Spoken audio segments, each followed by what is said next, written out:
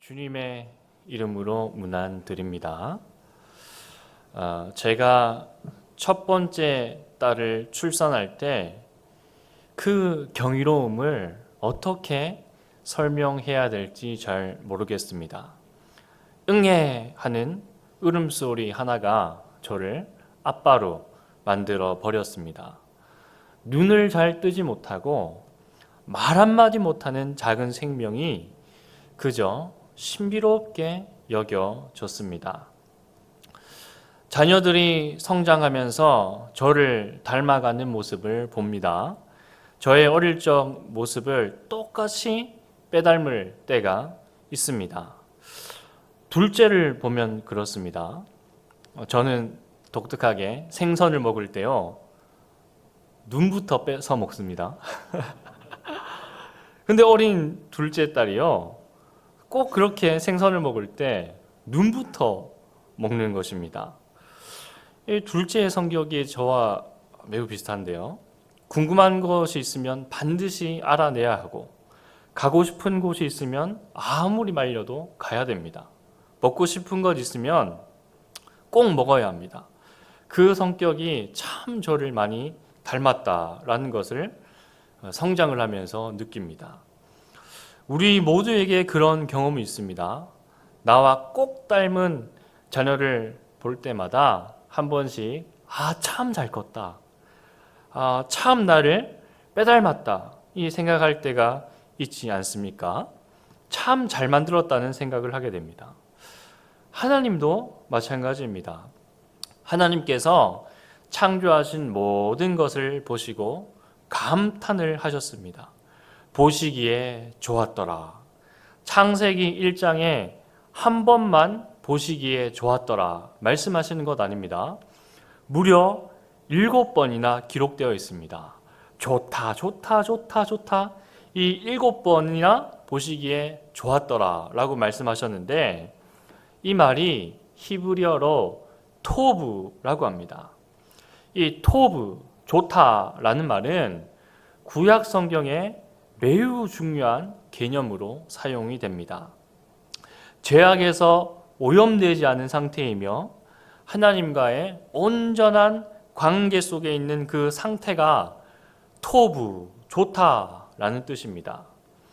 저와 함께 이 학부 신대원에서 같이 공부한 목사님과 이런저런 이야기를 나누는 중에 그 목사님이 저와 오랫동안 교제한 목사님입니다. 그분이 내가 한 일 중에 가장 잘한 일이 있는데 두 가지가 있다. 첫 번째는 예수를 믿은 것이요, 두 번째는 신학교에 간 것이다 라는 그 말씀이 깊이 기억에 남습니다. 내가 한 일이지만 참 잘했다, 그런 일 있지 않으신가요?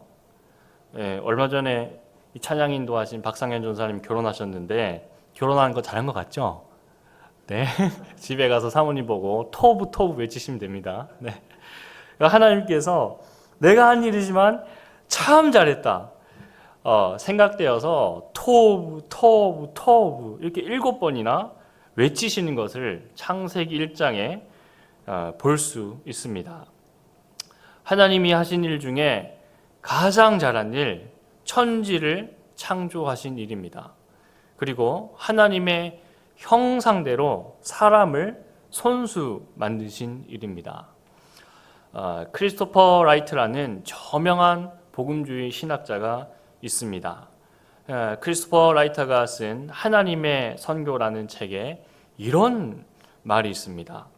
보통 선교라 하면 교회 활동으로 오해하기가 쉬운데, 선교는 하나님의 일하심이다. 하나님의 선교는 우리가 미시오 데이라고 하는데 미션이라 합니다. 작전이요 임무입니다. 그러나 그 미션, 하나님의 선교 이전에 하나님의 행동, 하나님의 일하심이 뚜렷하게 나타난다는 것입니다. 그러니까 액티오 데이라고 설명하는데요, 하나님의 액션이 먼저 있다는 것입니다. 하나님의 액션이 먼저 있고 그 뒤에 하나님의 미션이 따라온다라는 정의를 내립니다. 그러니까 교회에서 기도 열심히 하고 비행기 타서 해외 나가서 여러 활동하는 것만 선교가 아니라 하나님의 일하심 자체가 선교라 정의하고 있습니다. 하나님께서 이 땅에 무슨 일을 하고 계십니까? 토부의 상태로 돌아가게 하는 일을 하고 계십니다. 보시기에 좋은 상태로 만드는 것이 하나님의 일하심이며 하나님의 선교입니다. 우리가 왜 북한 선교를 하고 중동과 중국, 태국, 미얀마를 위해 기도하고 선교를 합니까? 하나님 보시기에 좋은 상태가 아니기 때문입니다. 토부의 상황이 아니기 때문에 선교가 필요한 것입니다. 권정생 선생님은 한국을 대표하는 아동문학가입니다. 대표적으로 강아지똥, 몽실 언니 등이 있습니다. 그의 작품은 어린이뿐만 아니라 이 어른들에게도 깊은 감동을 줍니다. 뿐만 아니라 그분은 이 경상북도 안동의 일찍교회에서 종지기로 이 새벽마다 종을 치셨던 분입니다. 그분의 한 책을 읽는데 깊이 기억에 남는 것이 있습니다. 바로 이 벚꽃나무의 기원 논쟁입니다. 우리가 곧 보게 될 그 아름다운 벚꽃 말입니다.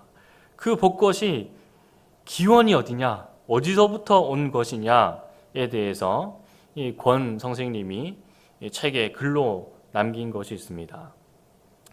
일본으로부터 광복을 맞이한 이후에 왕벚나무를 우리가 베어냈습니다. 제가 창원시 공식 홈페이지에서 확인해 보니 1910년에 일제 해군에서 진해 군항 설치 공사를 하면서 벚나무 10만 그루를 심었는데 광복과 함께 일본을 상징하는 그 벚나무들을 모두 베어내었다라는 기록을 찾았습니다. 일본 꽃이 벚꽃이라 하여 많은 나무를 베어냈습니다. 그런데 후에 1960년대에 한국의 식물학자들이 이 왕벚나무의 원산지가 제주도라는 사실을 밝힙니다. 그래서 다시 벚꽃나무 묘목을 심었습니다. 우리가 지금 벚꽃놀이를 만끽할 수 있는 이유는 그 나무가 제주도산이라 믿기 때문입니다. 이런 모습을 보며 권정생 선생님은 글을 쓰셨습니다. 짧게 요약하자면 이렇습니다. 벚꽃나무는 벚꽃나무일 뿐인데 사람들이 왜 이념을 나무에 씌우고 나무를 색안경을 끼고 바라보며 베고 심고 베고 심고를 반복한단 말인가? 일본과 조선이라는 나라가 탄생하기 전부터 이 벚나무가 먼저 존재했는데 말이다. 꽃은 그저 꽃일 뿐인데 사람들이 민족을 위해 베어내고 나라를 위해 다시 심어버리는 것을 촉촉한 감성을 지닌 동화 작가가 그냥 지나갈 수가 없어서 펜을 들었나 봅니다. 비단 악하고 죄 많은 인간이 나무만 베어버리고 다시 심고를 반복했겠습니까? 하나님께서 이미 좋다, 토부라고 확정해 주신 창조물을 이 죄인인 인간의 시선으로 바라봅니다. 하나님이 창조하신 그대로의 모습을 인정하기보다는 인간의 생각과 기준으로 바라봅니다. 이웃을 자기 생각대로 재단하는 사람들의 특징이 있습니다. 자기 기준으로 사람을 심고 베어버리고 심고 베어버리고 하는 사람들의 특징은 바로 자기 연민이 충만하다는 것입니다. 자기가 세상에서 가장 억울하고 가장 불쌍하다고 생각합니다. 역설적이게도 권력 있고 돈 많은 사람이 자기의 연민의 늪에 빠질 수 있습니다. 창세기 4장 9절에 보면 이런 말씀이 있습니다. 여호와께서 가인에게 이르시되 내 아우 아벨이 어디 있느냐? 그가 이르되 내가 알지 못하나이다. 내가 아우를 지키는 자이니까. 동생을 죽인 가인의 대답이 좀 억울해 보이지 않습니까? 잘못은 가인이 했는데 가인의 말이 원통해 보이지 않습니까? 서러워 보이고 원망하는 듯 합니다. 내가 아우를 지키는 자이니까. 이 수갑을 차고 감옥에 들어가는 사람들에게 기자가 질문을 할 때가 있습니다. 왜 그런 나쁜 일을 했습니까? 물어보면 이런 대답을 합니다. 어릴 적에 가난하게 자라서 그랬습니다. 사회가 저를 방치해서 그랬습니다. 부모님 사랑을 받지 못해서 그랬습니다. 하고 책임을 전가합니다. 자기 합리화를 합니다. 나는 잘못이 없는데 다 환경 탓을 합니다. 이 아돌프 히틀러는요, 강한 자기 연민이 있다는 지도자 중에 한 명입니다. 세계 대전이 끝날 때쯤에 자기는 스스로를 희생자로 여깁니다.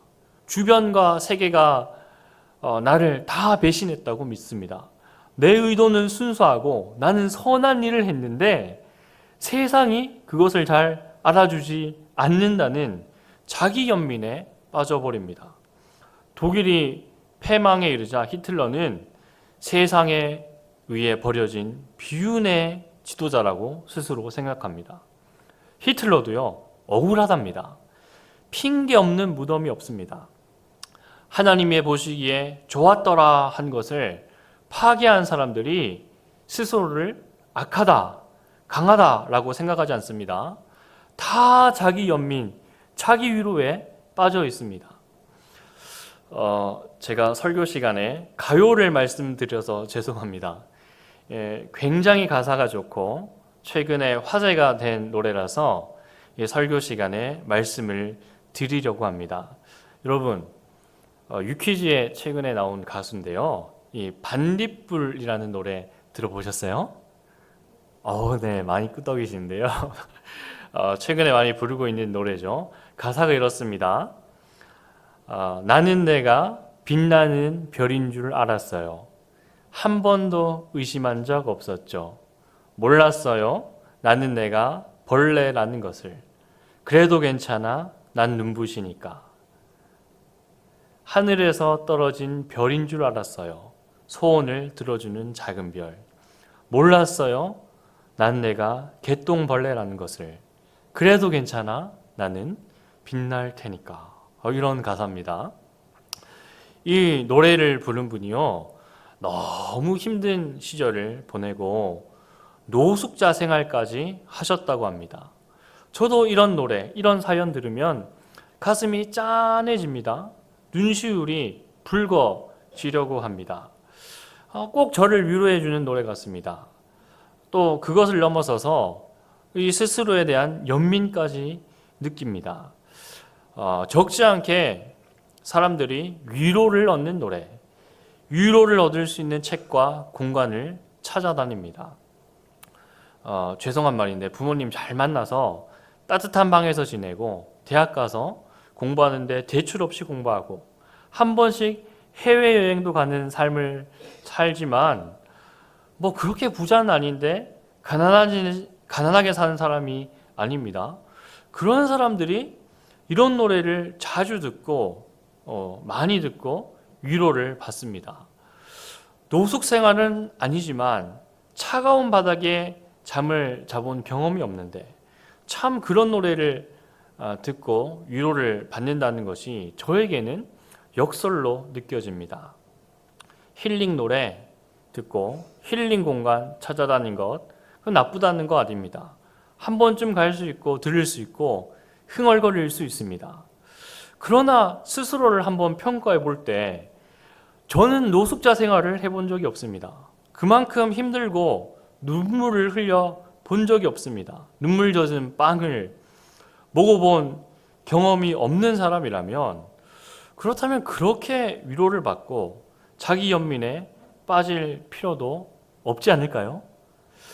과잉 위로라 하면 너무한 말이 될까요? 최근에 나오는 찬양을 들어도 눈물이 날 것 같은 찬양이 많습니다. 트렌드일까요? 내가 가장 억울하고 내가 가장 큰 상처를 받아서 내가 가장 큰 위로를 받아야 할 사람으로 여겨지는 경향이 좀 있는 것 같습니다. 예수 믿는 신앙인인데 이 연민의 범위가 나와 내 자녀까지 한정적입니다. 여러분, 요즘에 인기리에 방영되고 있는 넷플릭스의 폭삭 속았수다를 보셨습니까? 재밌죠? 네.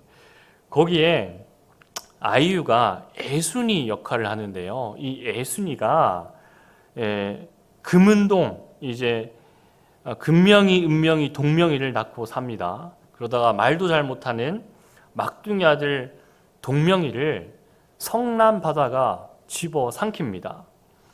아들을 잃은 예순이가 들어 누워 있을 때 돌아가신 해녀의 엄마의 말씀을 회상하며 벌떡 일어나 기운을 차립니다. 어머니의 위로의 말씀이 이렇습니다. 예순아, 살다가 똑 죽게 뜬 날이 오거든 잡녀, 해녀, 엄마 물질하던 거 생각해. 흙 밟고 사는 것들이야 끄떡하면 죽는다 소리 입에 달고 사는데 암만 죽겠고 서러워도 잡녀, 해녀 입에서 그런 소리 절대 안 나와. 몸 고되면 마음이 엄살을 못해. 몸 고되면 마음이 엄살 못해. 살다가 똑 죽겠다 그런 날이 오거든 가만히 누워있지 말고 죽어라 발버둥 쳐. 이불이라도 꺼내다 밟어. 밭가루 없고 품이라도 팔러나가. 죽어도 살고야 만다. 죽어라 팔다리 흔들면 검은 바다 다 지나고 반드시 하늘이 보여. 반드시 숨통 트여. 이 엄마의 위로입니다. 제 가족 이야기를 해서 죄송합니다. 얼마 전 저의 첫 번째 딸이 태국에 있는 미얀마 난민을 섬기러 선교 여행을 다녀왔습니다. 제가 먼저 가라고 권하지 않았습니다. 먼저 저에게 가도 되냐고 물어봐서 다녀오라 했습니다. 제 생각에 그냥 친구 따라 강남 가듯이 또래 친구들 몇몇 간다고 하니까 따라서 놀러 가는 거겠지 생각했습니다. 태국을 다녀와서 제가 딸에게 잘 다녀왔어? 물어보니 딸은 저에게 응 한마디 하고는 더 이상 말하지 않았습니다. 중3 딸이 말이 없습니다. 거실에 안개처럼 나타났다가 안개처럼 사라집니다. 시간이 한참 지난 뒤에 제 아내에게 딸이 이런 말을 했다는 겁니다. 엄마, 하나님이 왜 내 기도를 안 들어주신 줄 알 것 같아. 메소스에 있는 난민들 기도 들어주신다고 너무 바쁘셨나 봐. 이런 말을 했다는 겁니다. 그리고 메소스에 있는 동안에 한 작은 꼬마 미얀마 아이와 깊은 교류를 가졌는데 그 아이가 자꾸 눈에 어린거린다는 겁니다. 계속 생각이 난다는 겁니다. 한동안 카카오톡 프로필을 그 작은 아이 사진으로 설정해 놓았습니다. 저는 딸에게 성경 읽으라, 기도하라 말하지 않았는데 하나님께서 이 아이에게 일하시는구나. 하나님의 일하심이 느껴졌습니다. 자기가 가장 작고 힘없고 약하고 억울하다라고 생각했는데 세계 가운데 일하시는 하나님을 직관하고 나니 시야가 넓어졌습니다. 미얀마 도와주러 선교하러 갔는데 정작 변화를 받아서 온 것은 제 딸이었습니다. 제가 우리 교회에서 주일 설교를 작년 여름에 한 적이 있습니다. 설교 중에 이런 말씀을 짧게 드렸습니다. 제가 송도 예수소망교회에서 부목사로 사역하며 가장 많이 거절당할 때가 언제인지 아십니까? 대표기도자 정할 때입니다. 네, 목사님, 저는 대표기도 절대 못합니다. 가슴이 떨려서 못하고 용기가 없어서 못하고 글재주, 말재주가 없어서 절대 못합니다. 저는 안 됩니다. 제가 보기에는 충분히 하실 수 있을 것 같아서 부탁을 드리는데 여러 사정으로 못하시겠다 하십니다. 이렇게 제가 주일 설교에 한 번 말씀을 드리니 거절하시는 분이 잘 없습니다. 네, 웬만하면 거절 안 하시고 다 이제 섬겨주십니다. 설교 시간에 짧게 지나가는 듯 드린 말씀인데 성도님들 기억에 오래 남았나 봅니다. 저를 볼 때마다 그 말을 자주 언급을 하십니다. 그만큼 대표 기도를 못하겠다, 거절하신 분들이 많다는 뜻일 수도 있습니다. 목회자의 할 일이 무엇입니까? 하나님 보시기에 좋았더라, 토부의 상태로 성도님들을 이끌어가는 것입니다. 하나님과 성도님들이 온전하고 아름다운 관계로 이끄는 것이 목회자의 사역일 것입니다. 우리 교회 성도님들 대표기도 얼마나 잘하시는지 모두 토부입니다. 그러하듯이 기도를 능히 잘 감당하실 수 있듯이 또한 하나님의 선교도 능히 감당하실 수 있을 것입니다. 아멘. 그 목적을 위해 성도로 부름받을 줄 믿습니다. 하나님의 형상을 아름답게 회복하는 일, 우리는 충분히 감당할 수 있도록 부름받았습니다. 부름받은 성도가 할 일이 무엇입니까? 토부의 상태로 세상을 가꾸어 나가는 것입니다. 하나님이 우리를 보시며 외치는 말씀, 토부 보시기에 좋았더라.